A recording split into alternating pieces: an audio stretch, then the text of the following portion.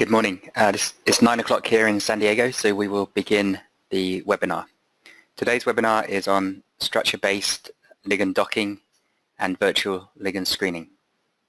Thank you very much for joining us. My name is Andrew Uri, so if you have any questions after the webinar, please feel free to email or call. You can ask questions using the questions panel in the GoToMeeting dialog window, which you should see on your screen. You can do that during the webinar, or you can ask questions at the end. You can follow recordings of webinars and other help tutorials on YouTube and on other social media sites. And we offer a 14-day ICM Pro license to all webinar participants, and I'll send instructions on how to get that license after the webinar. So today's webinar topics include ligand docking to a single receptor, and then virtual ligand screening, so screening potentially hundreds or millions of compounds to a protein structure, and then docking them, and then scoring them and ranking them. And then we'll go on to some more advanced examples, including induced fit docking. So induced fit allows to represent some flexibility in the receptor. And there's different methods to do that. You can dock to an ensemble of receptors if you've got multiple crystal structures or multiple models, or you can dock to hybrid maps and allowing some residues to be explicit, as shown in this diagram here. So you have the maps where the docking will take place, and you allow some of these residues to be rotatable during docking. And then there's covalent docking and fragment docking.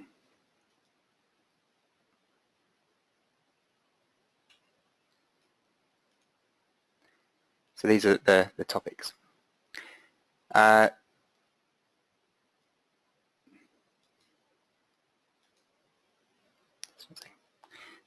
we're going to start with ICM Pocket Finder. The ICM Pocket Finder is a useful method for identifying drug-like binding pockets within your proteins. Hopefully you can see this video on the left-hand side. So the method uses only the protein structure for the prediction of cavities and clefts, and no prior knowledge of the substrate is required. So basically you run the method, and it uses grid maps of binding potential and constructs equipotential surfaces along these maps and contours these, so you can identify cavities. It also reports factors that can influence ligand binding to a pocket, including things like pocket volume and area, buriedness, hydrophobicity, and how compact the pocket is. And scientists at Merck used ICM Pocket Finder from Molsoft to develop a scoring function for pockets, basically, to tell how druggable they are. So it's called a drug-like density. So they used all these parameters here to develop a score for how drug-like a pocket is. So this is ideal for identifying allosteric pockets, definitely, and also for identifying your pocket for ligand docking. So let's do that for our first example.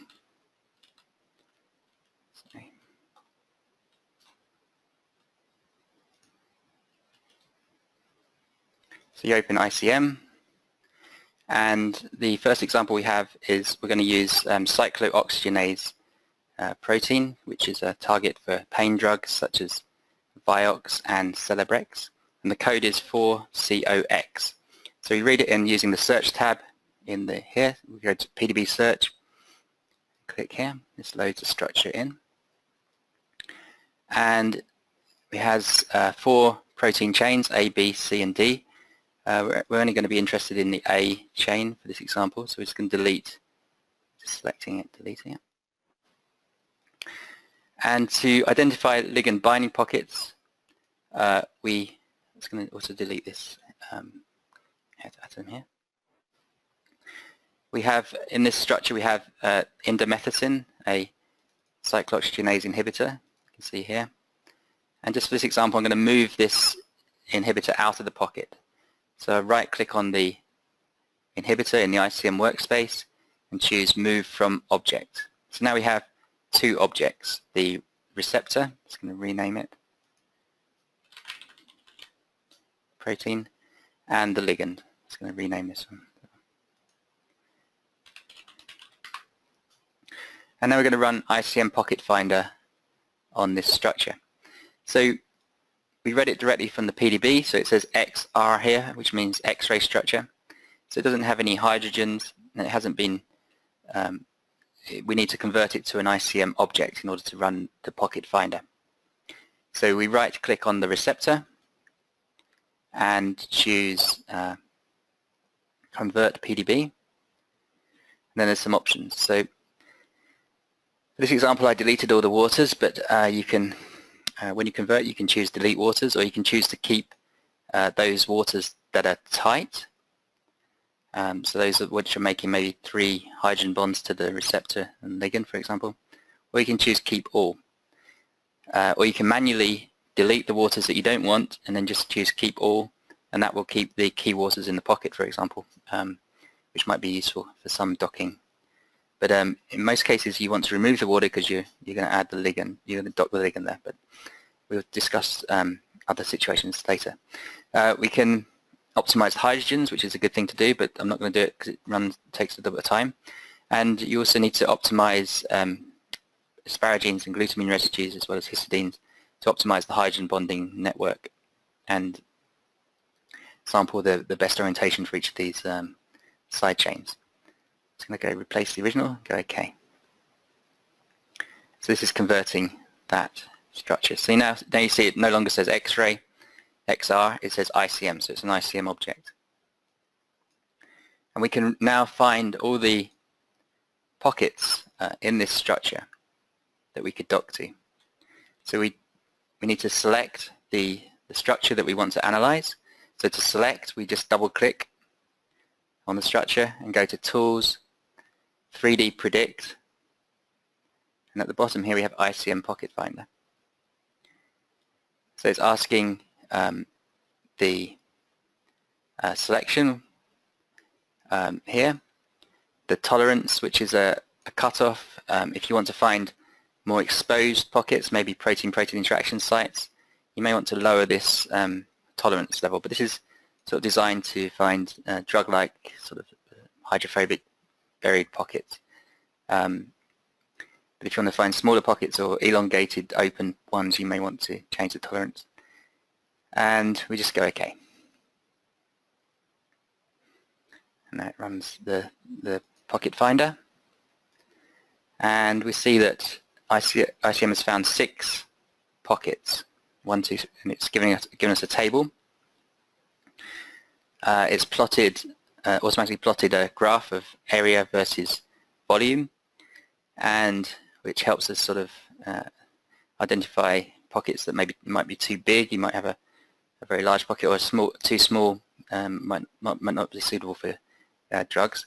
So and we sort of plotted this coloring, which sort of indicates whether these pockets fall into a drug-like size.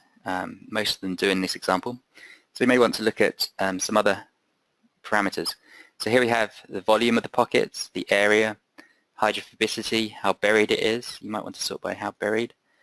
We can find one here, and this is the D-lid score, which was developed by Merck. So you can sort there. The higher that value, the more drug-like by their parameters it is. And also graphically we can view them here. They have, so in these glob-like surfaces here. Okay. So we know in this example we're not looking for any allosteric pockets. We know where indomethacin binds. It binds in this green pocket, which is shown here, which I think is this one here, number 4. So it came second in the D-lid score. The first one was a pocket nearby, this one.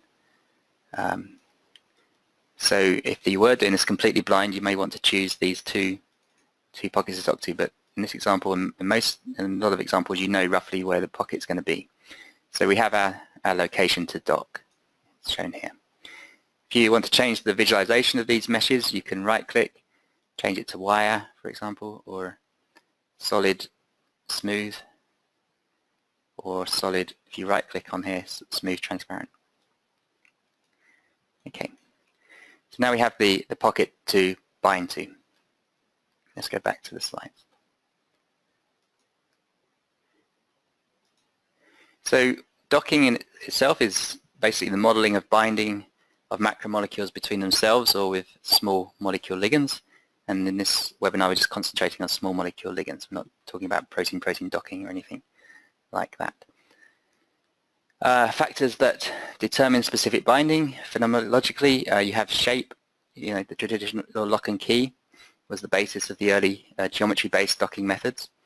And now you have more, you can now match, use property complementarity, so you're matching hydrophobic atoms to hydrophobic atoms, hydrogen bond donor to hydrogen bond acceptor, and you have charges as well.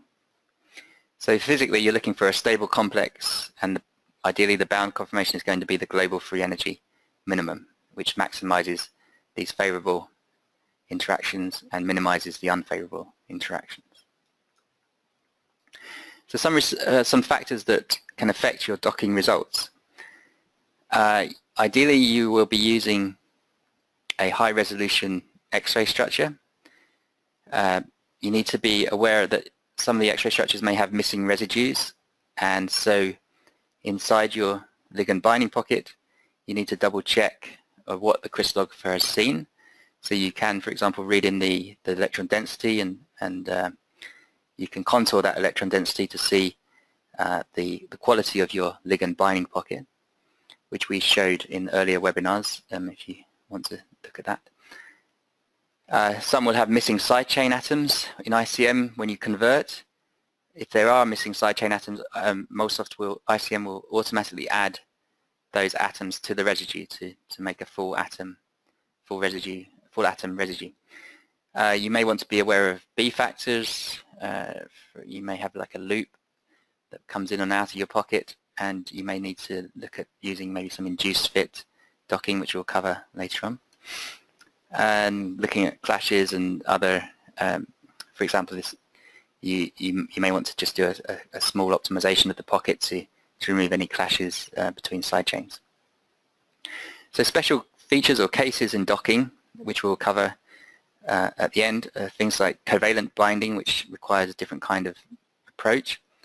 And also inside your pocket, you need to be aware of deprotonated cysteines, tyrosines, and you also have these, for example, protonated aspartic acid and glutamic acid. And the classic example is HI protease. So you need to make sure that the charges are correct inside the pocket. And then you may have coupled ligands with metals, for example in kinases, magnesium. And also you want to be aware of which waters you may want to keep or not. And there's approaches where you can turn the water on and off in the binding pocket as you dock. And also the things to be considered is how druggable your binding pocket is. So all these things are going to affect your docking scores. So to prepare the receptor, as we've done with before the pocket finder, we converted the PDB structure to ICM, so that adds hydrogens and missing heavy atoms are added. The polar hydrogens are optimized, including water if they're there, and atom types and partial charges are assigned. So in some cases you may need to regularize your structure if it's a poor quality structure, and we showed some optimization in an earlier protein modeling webinar. You may also need to sample alternative conformations of the side chains. So you can either allow certain side chains to be explicit during docking and allow them to be flexible, or you can just model which ones are the most energetically favorable conformations and dock to those. And you may need to incorporate some kind of homology modeling. If you have a decent crystal structure, but you have maybe a loop that comes in and out, or some other model, you can use homology models to improve your docking results. So there are obviously lots of docking methods out there that you can use, and they mostly rely on two things. So you need a decent energy function, and then you also need a decent search algorithm. So we'll work on the energy function. So the energy function, you need a fast approximation in order to make it run reasonable time. But it needs to be accurate to a point that your global minimum should correspond to the near native conformation. So for your energy function, you can derive potentials from molecular mechanics force fields. You can generate physical terms, parameters based on quantum mechanics, and using force fields such as ECEP or MMF, which we use in ICM. And then other methods, they use statistical methods. They look at observed statistics of interatomic distances from PDB and other approaches. And once you have your energy function, you need a way of quickly searching the pocket. So the search algorithm quickly locates the global minimum on a typically extremely rugged energy landscape. Some search algorithms out there are purely geometry-based, rigid body, possibly followed by some local minimization. There are other methods that use fragments, and then they rebuild those fragments. And then there's genetic algorithms, and which use chromosomes of different variables of the ligand. And finally, the one we use at ICM in MoSoft is the Monte Carlo plus local minimization approach. And this is how it works. So the method was described in 1994 by Ruben Abagayan and Max Totroff, and it's a Monte Carlo method, but it's a biased probability Monte Carlo method. So the Monte Carlo minimization has a random, so this is like the energy landscape. When you dock, your ligand undertakes a random step, and some of the torsions and the position and orientation of the ligand are sampled. Then there's a local gradient minimization. Then the third step is that you compare the energy of your ligand to the previous ligands that you've docked.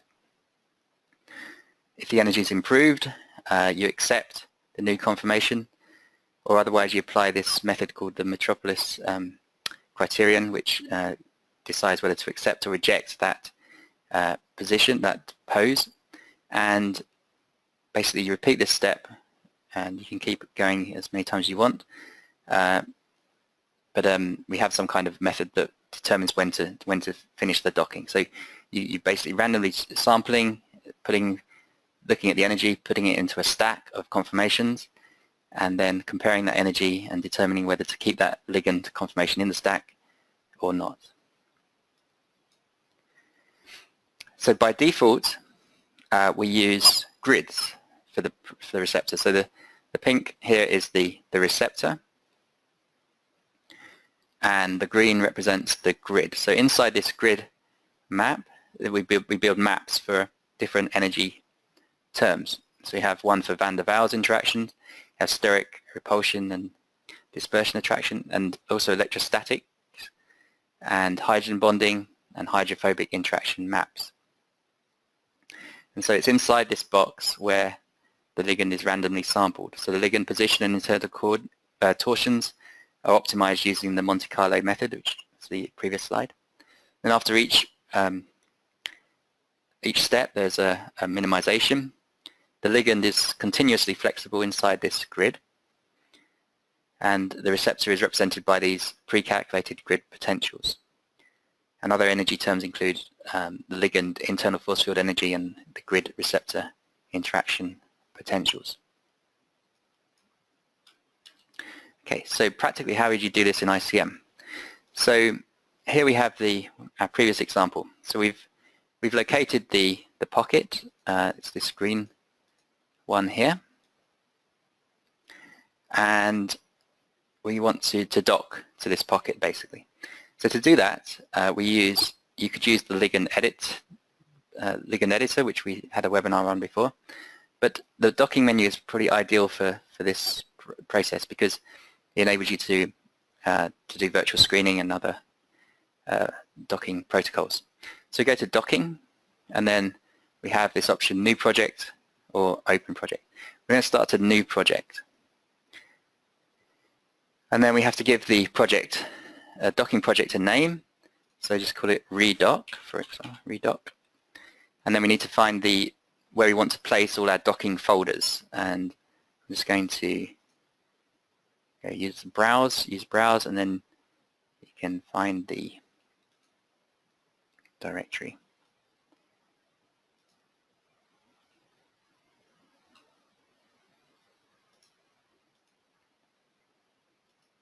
So once you have your directory, you have the path to that directory, and then it's asking us which is the receptor. So the receptor is, this is ICM command line language. We called it receptor. And so the ICM command line requires A underscore, which means atom selection, then the name of the object, and then period. So this would basically describes this. You can use the drop down button to find it if you have more than one receptor. Now we need to define the binding site residues. So one way to do that, we know that the ligand, this is our pocket. If we double click on the table, you see a green crosses, which means a selection. So this selects all the residues surrounding the pocket. So now you see that the binding site residues are graphical selection, green crosses, 18 residues have been selected to bind to. This step isn't that critical. It's just basically trying to find us where we're going to dock. When you generate the grid map, then you need to be careful of the size of the selection.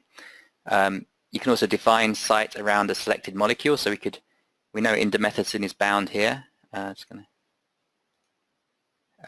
you could just select here and then say define site around selected molecule. It does the same thing. Or we know that the pocket is G, which stands for graphical object, pocket underscore receptor 4.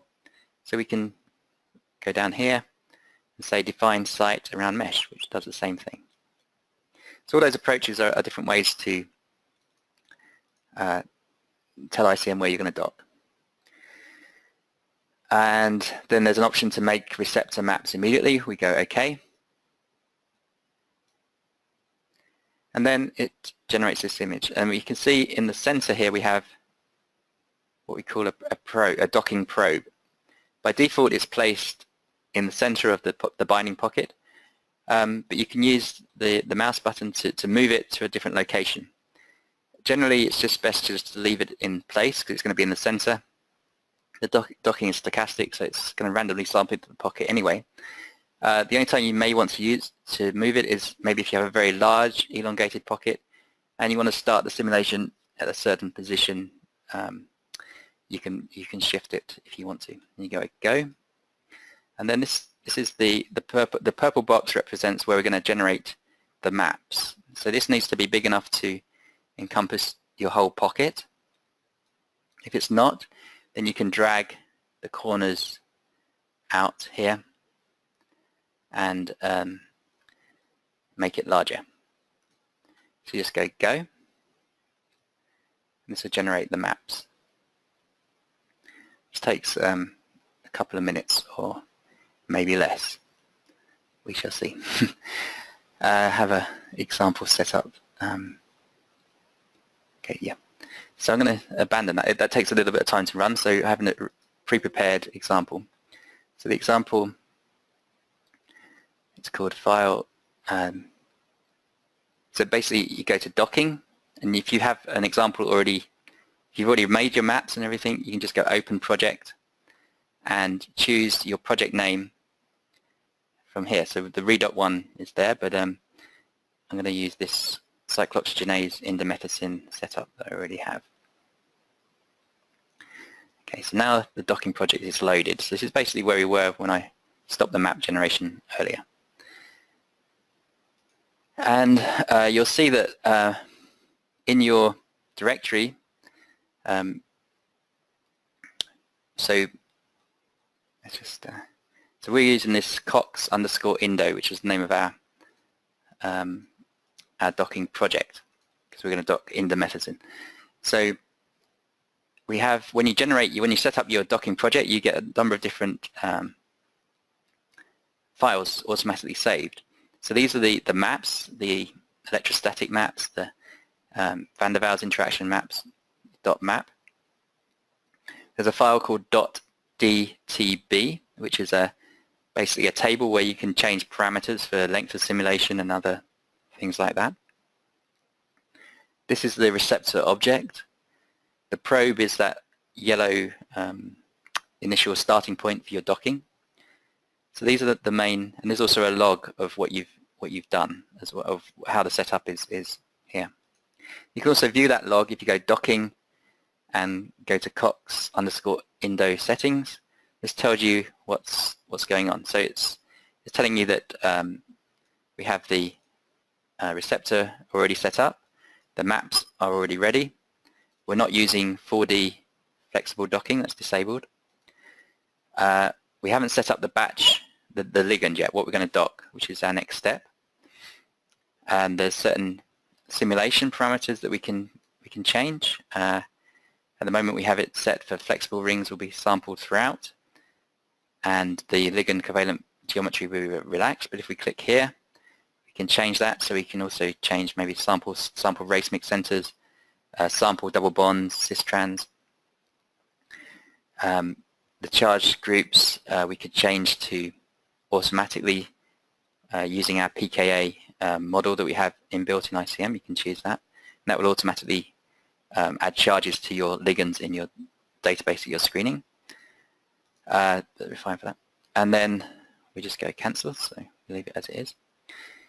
You can also use a template to dock to. So if we had a ligand, also you can use some kind of template here to place all your ligands onto. And you can match by so you'd have to select an object like a fragment of a chemical, and then you can match your ligands against that based on substructure, or using atomic property fields, which we discussed in an earlier webinar, which is the 3D pharmacophoric properties of that template, which is sometimes useful if you know the pose and you want to make sure that every docked ligand really matches that pose well. You can force the docking there.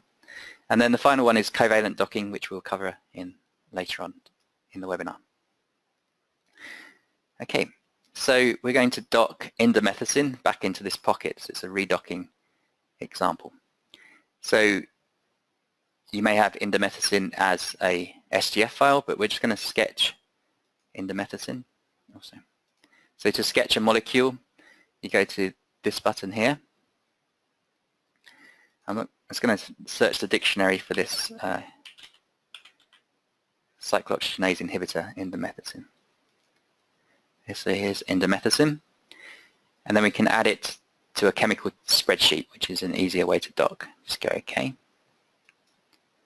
So now we have indomethacin in the chemical table. So now we can dock indomethacin by going to docking, dock chemical table. So you could imagine if you had a larger database, you could just do it this way as well. You could read in your SGF file and dock directly. So it's asking us, so all I did was go to docking, dock chemical table. It's asking you which table you want to dock, and this table is called my table. It asks us if we want to dock immediately. I don't want to do that, so I'm just going to uncheck and just go OK. So now we get another panel on the side here, which helps us. We can change a few parameters. So the first parameter I'm going to change is the thoroughness, and I'm just going to press dock, and we'll discuss these. So you can see the thoroughness I changed to 1. So this is the length of the docking simulation. 1 is usually fine. We use 1 for virtual ligand screening, million compounds.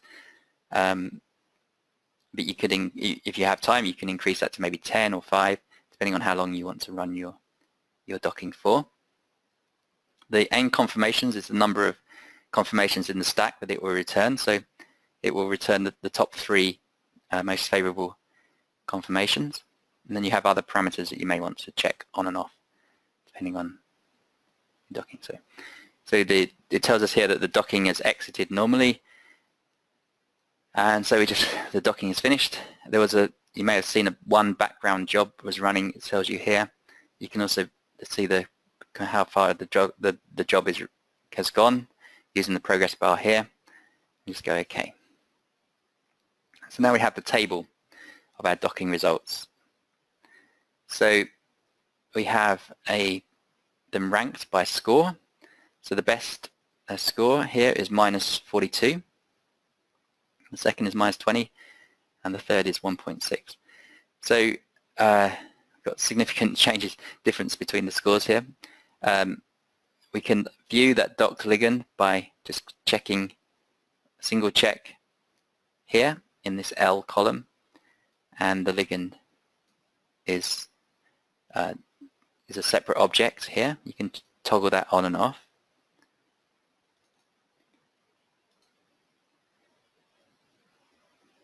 And we can, if you want to place the ligand directly inside the receptor to make it one single object, you just double click. That should move it into there, but sorry, it's not working. So we have this ligand. Now we can compare this docked ligand to the crystal structure ligand. For example, we go to, if we read in, this is, if you remember, the PDB code is 4COX. So we go to PDB search and we load that structure. And this is our docked ligand, which we will color the carbons green. And this is our crystal structure ligand, which is yellow. So you can see it's pretty decent redocking. We can see how the RMSD between the docked and the crystal structure is by going to Tools and Analysis, RMSD. So you can see there's two tabs, one for proteins and one for chemical. So we click on the chemical tab, and we are going to double click on indomethacin and put it what we call into an orange selection, or so we just click here. So now you can see orange crosses. So this is one selection, and then we double click on the docked ligand. That's green. So we have green and orange. So we check down here, and you can see that there's an option for the green selection, and the second molecule will be the orange selection. And you just go apply. So it's an option to keep in place, which is what we need in this example because we've docked it, so we don't want it to try and superimpose it. But you could automatically, ICM could superimpose those structures, but we'll just use kept in place. Go apply. And the RMSD between the crystal structure and the docked is reported here at 0.75 RMSD. Go OK. Okay, so this is redocking. And you can see in the table that we have the score. So generally, a score of, generally speaking, a -32 score is seen as good, but it really depends on the structure that you're docking to. So if you've got a very buried pocket, you may see scores -50 range, -45.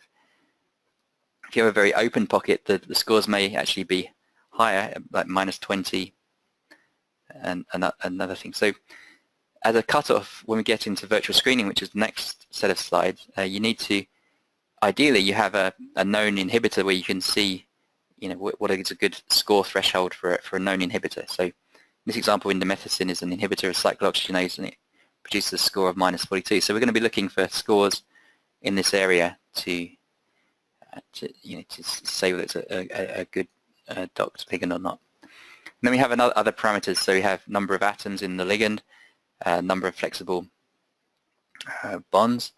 And then we have H bond, which is the hydrogen bonding energy, hydrophobicity. It's the hydrophobic energy for the interactions. And then you have van der Waals interaction energy, and the internal conformational energy of the ligand. So if there's any strain, you will see it here. And this is the desolvation of exposed hydrogen bond donors and acceptor energy. And MF score is an alternative score that's used in the docking community, which you can use as well. But this is the ICM score, which is preferable in this case. Okay, so this is just redocking. So what if you wanted to do virtual screening? So for virtual screening, obviously you would need some kind of database to screen. So here are some examples where you can download chemicals. You need to download them in SGF format. And so, for example, there's the zinc database, which is a very comprehensive database of chemicals, more than 35 million. You can download the SGF files and then screen them in ICM. And there's e-molecule the company called e-molecules, which has approximately 6 million drug-like compounds. They pre-plate them as well, so so it's a useful surface. And there's also, we provide from Molcart a database called Molcart Compounds, which is approximately 9 million commercially available compounds, which we get from about 35 different vendors. I'm going to talk about the score in a second. I had a question about the scoring. When we move on to screening, we'll talk about how the score is derived. You can also download SGF files from PubChem and Chemball database and the drug bank, for example, there's experimental drugs and approved drugs.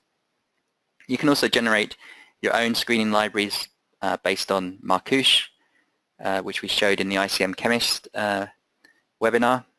And you can also generate combinatorial libraries based on reaction as well. We had that in an earlier webinar this year. But inside these databases, there are these pain compounds. So I just wanted to point out these problematic compounds which you'll find in your screening and also in your hits. So these are defined by Jonathan Bale in Monash in Australia, University of Monash. It's a famous paper back in 2010 which describes these chemicals that are often found in screening hits, and so you need to be careful about these particular structures. So most of these compounds they function as reactive chemicals rather than like discriminating drugs. They're just trash basically. So they're going to give you false readouts in a variety of different ways in your assays. So some are fluorescent, some may be strongly colored, for example, and some even give positive signals when there's no protein present. So there's also others that can trap the reactive metals in certain reagents, and so you have to be careful for that. Rhodonine is a covalent modifier. Curcumin is often seen in screening results. So this is for virtual ligand screening, and we have in ICM we have a prediction of how painful your chemical is. So you can not only look at the substructures from these papers, but you can also flag certain chemicals that you may want to be careful of before you do virtual screening. So this is just an example of some of the worst offenders. So you have listed here. You can read the paper here if you haven't read it before. So now we're doing virtual screening. So previously we were doing docking. So the first step in screening is docking. So you docked your ligand has a pose, and you need to be able to score that pose. So if you're screening millions of compounds, you want a different way of discriminating a binder from a non-binder. And that's basically what the scoring function aims to do. So there are a variety of different components within that scoring function. So you have the internal force field energy of the ligand. You have the conformational entropy loss of the ligand. Then you have the interaction. So you have the receptor-ligand hydrogen bond interactions and solvation electrostatic energy change, and then hydrogen bond donor desolvation and hydrophobic energy. So all these terms are used in an equation to generate a score. And these each have different weights and are optimized in order to discriminate a binder from a non-binder. And I can send you the paper on this if you're interested in reading more about the scoring function itself.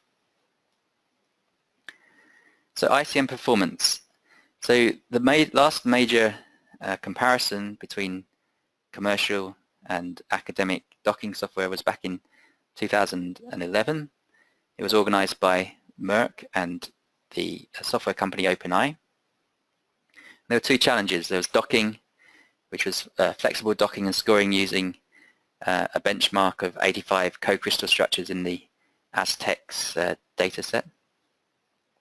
And then the second challenge was screening, and the ICM virtual ligand screening was tested against 40 different benchmarks here.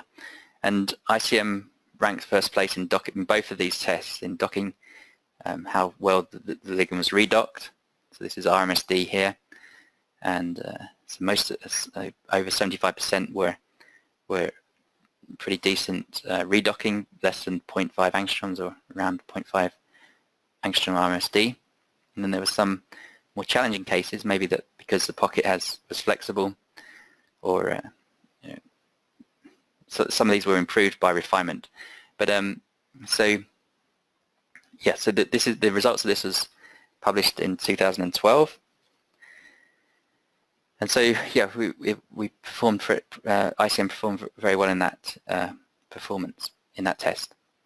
We also have virtual ligand screening on the cloud, and so we have a cloud version which enables you to screen millions of chemicals using the Amazon cloud. And a great example of this was run by Novartis, among other people, Donovan Chin and Steve Lister at Novartis. They used 30,000 cores to screen their database using in Europe and USA.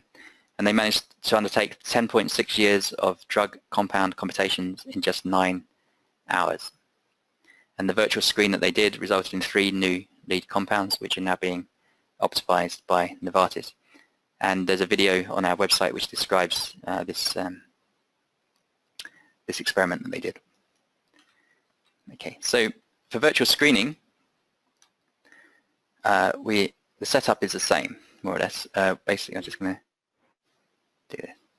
So as you remember, we can go back to our project. We're going to just do a small virtual screen to the cyclooxygenase inhibitor. So you can open your project, and it was called cox_indo. Okay, so everything's saved. There's nothing to worry about. You can always go back to it. So this is the pocket, and we have a small database to dock to that. So I'm going to open. So this, as I mentioned, it needs to be an STF format. Okay. So this is our database. It's very small, but you could have millions of compounds, or you could have whatever. So it's 54 compounds, and there's some cyclooxygenase inhibitors in this database. And so we're going to screen that database. So to screen the database, we go to so if we had a question about the pains, so how to calculate that pains score. So go to chemistry and calculate properties, and then down here somewhere you should find in this list mole pains here. So it's just a prediction, but it's going to take a little bit of time to run, which I regret doing now. But anyway, you do that, and then you'll get a column, and it will flag whether any of them are painful or not in the pains by substructure and other parameters. So yeah, I just ruined my example. It takes a few minutes to run that one. So let's go back to this. Go docking, open project, and it's going to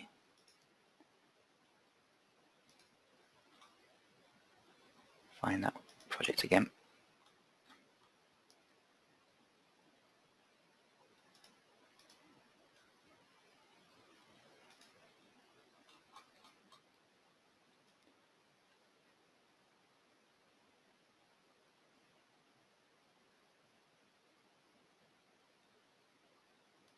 Okay. Sorry. And so we're going to dock that table. So it's here. So I just wanted to show the table, but if you're running millions of compounds, it may be better to dock it from in a batch or from externally. So we're going to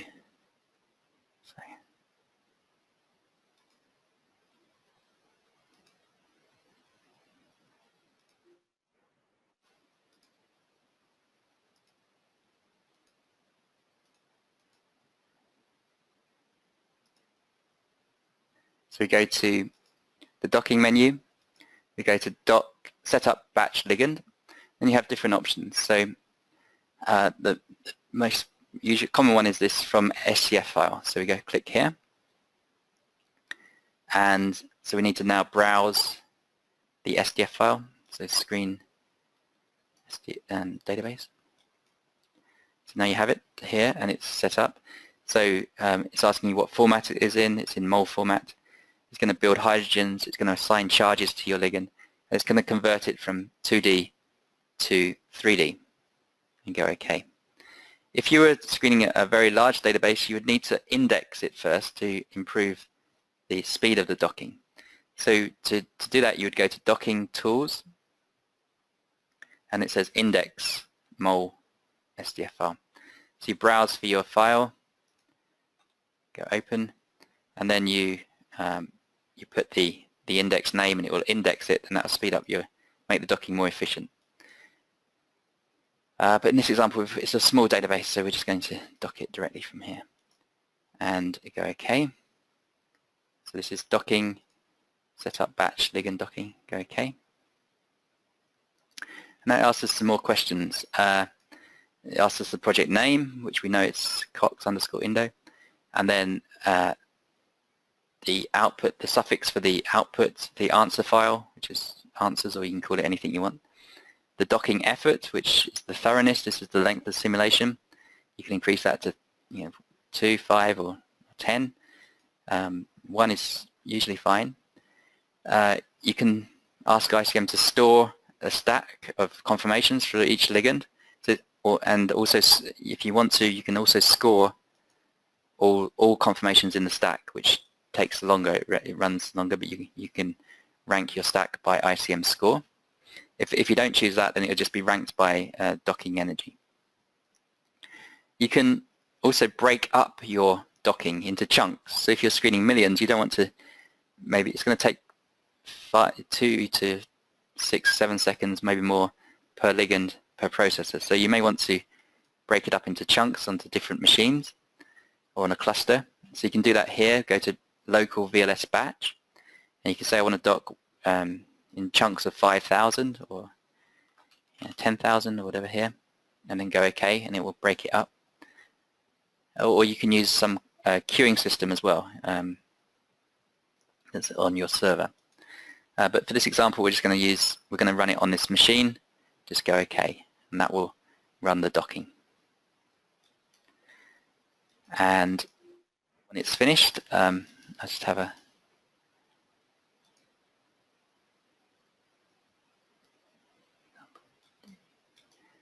so when it's finished, you go to docking and say make hit list, and you browse for, so this is another project I set up and pre-run the docking for that table. So it's called cox_example2, and the answers called, remember we put the prefix answers, so this is the answers file. So go OK, we open it, and this will generate a hit list of the docking conformations. So we select, if you run it multiple times, you can select the best score for multiple different ligands, for the same ligand docked multiple times, or you can select the top hits. But these really are used if you've done a very high, very large screen.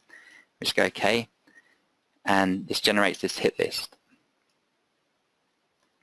So we can analyze the hit list. So as before, we have the score, so we can sort by score.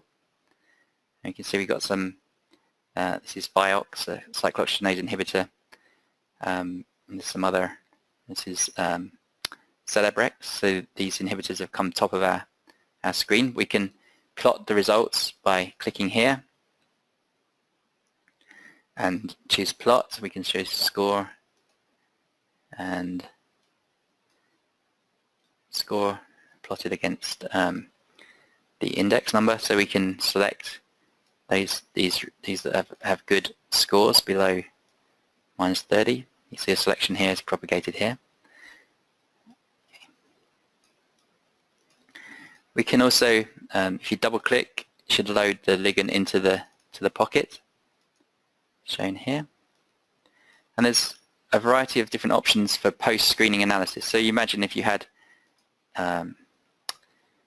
maybe 50,000 hits in your hit list, you might want to find different ways of cherry-picking chemicals to actually test experimentally. So in the tools panel on the right-hand side, there's different options that you can use. So you can run charge. This will add another column here called charge, which will show you which of your chemicals are positively charged, for example, or negatively charged. You can calculate the buried surface, the volume change of the ligand between bound, unbound, hydrogen bond to a selection. So you can say, I just want to see those chemicals in my hit list that make a hydrogen bond here, for example. So what you would do, you would select an atom or on this residue, and then you choose the option here, H bond to selection. That'll give you another column with ones and zeros. Ones would represent those chemicals that are making this hydrogen bond, and ones that aren't.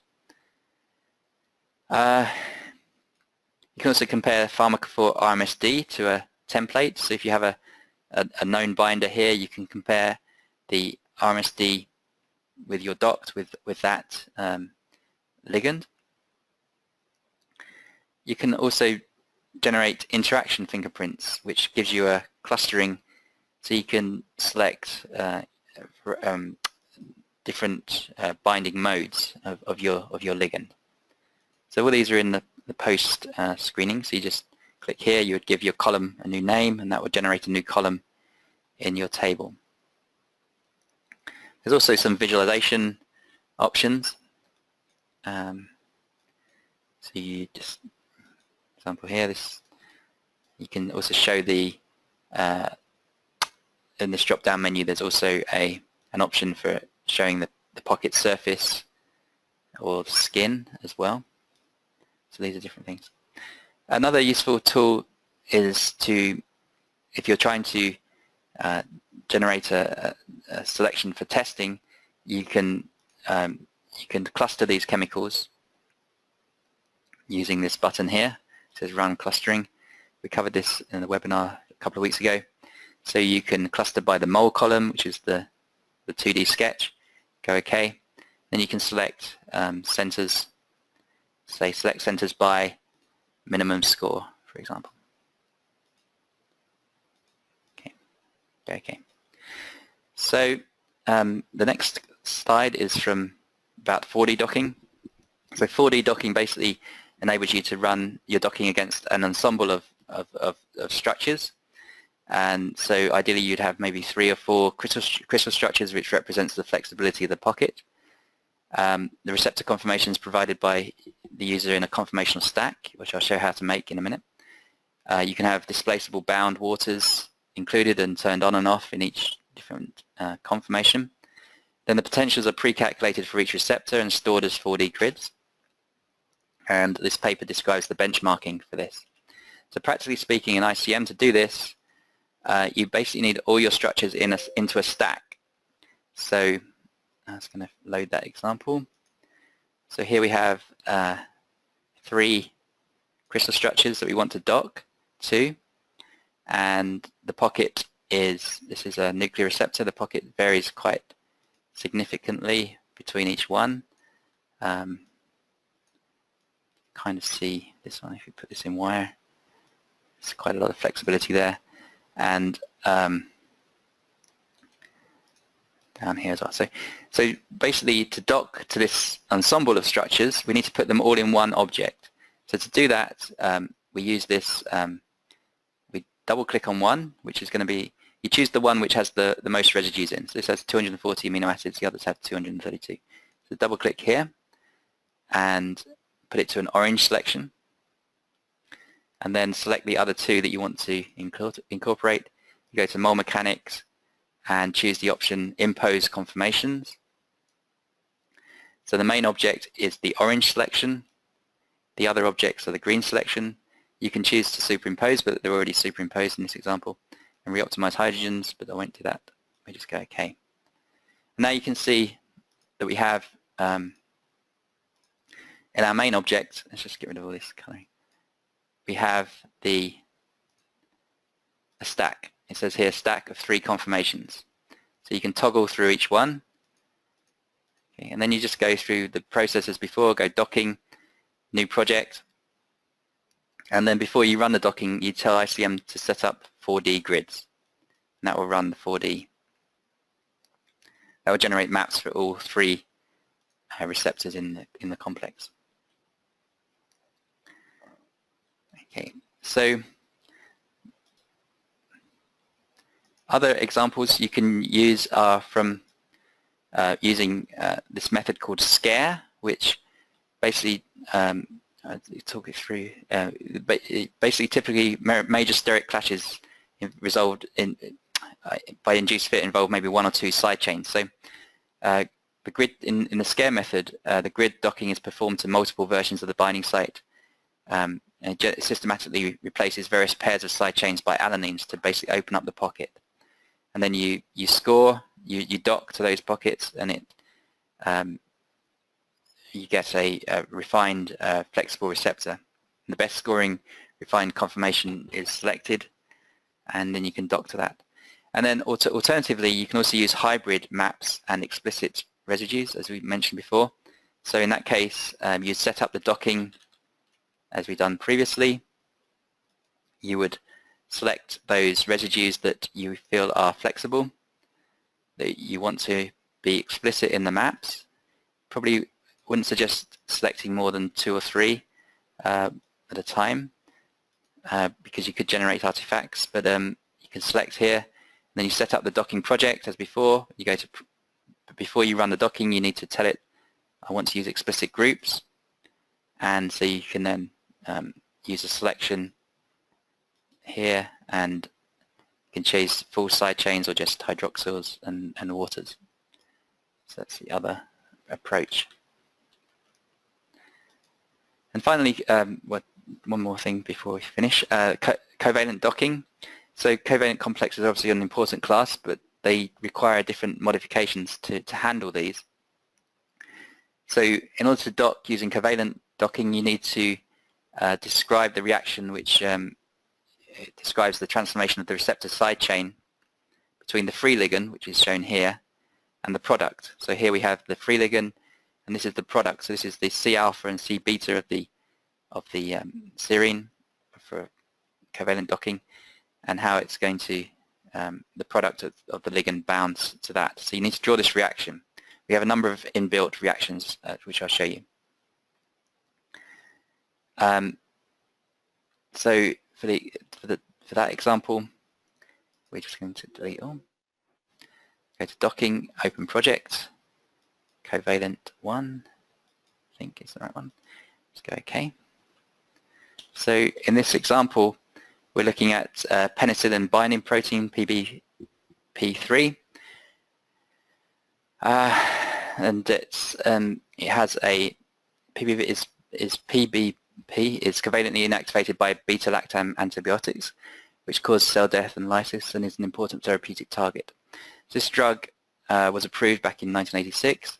It's a well-tolerated drug and is used in patients who are allergic to penicillin, and it makes a covalent bond with a serine in the pocket of PBP3. So to do this, to do covalent docking, we set up the docking as before, go to docking, new project, and the difference is we need to find the serine that makes the covalent bond and tell ICM which serine that is. So we go to, it's actually serine, in this example, it's serine 294, which is this one here. So we select that serine, we set up the docking, new project, then we need to drop down here to covalent, and it's going to delete this. And then we need to just find the reaction for this ligand. So we have a number of different inbuilt reactions already here, but for this example, we're going to use this beta-lactam serine reaction. So we click on there, we go to add to list, and it adds it to this section. So this is the reaction that it's going to use. And then it remakes the receptor maps, and you can dock your ligand as before. So it remakes the maps. It takes a little bit of time to remake the maps. And then you just go to docking. You can dock a table and other things. So in built-in ICM we have this